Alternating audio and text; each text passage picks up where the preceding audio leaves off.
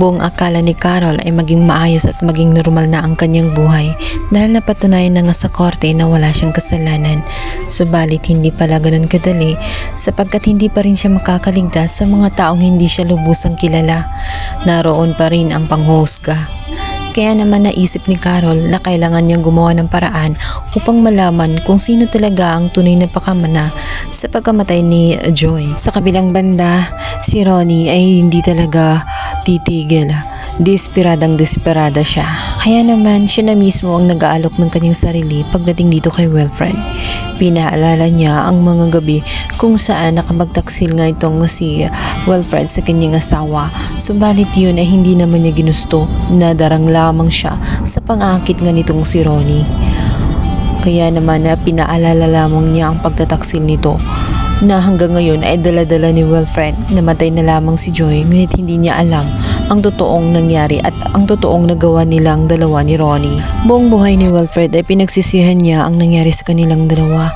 Kaya naman hindi niya nanaisin na muling may mangyari sa kanila sapagkat ayaw niyang magtaksil.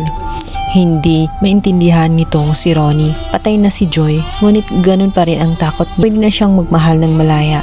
Ngunit hindi magagawa ni Wilfred na mahalin siya.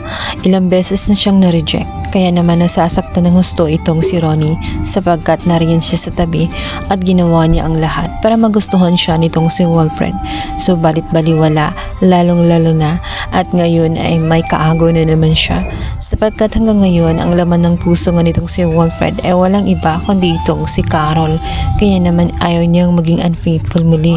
Umiyak na lamang at humagulgol itong si Ronnie kung bakit napakahirap para kay Wilfred na mahalin siya.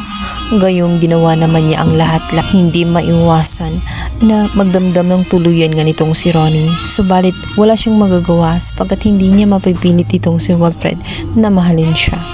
Kaya naman ayaw niya na malugi siya. Gusto niya ay gumanti. Papaalam na nga niya sa lahat.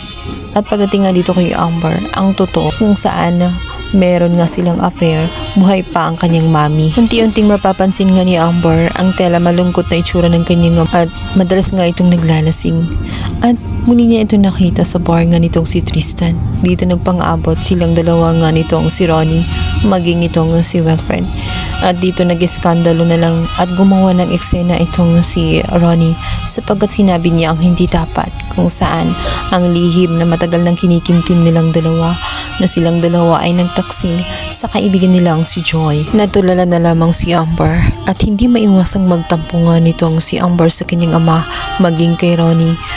Nagtiwala siya ng gusto, ngunit ito pala ang nagwasak sa pamilya nila. Isa pala ito sa naging dahilan kung bakit magulo ang kanilang pamilya noon. Samantala narinig ang lahat nitong si Carol.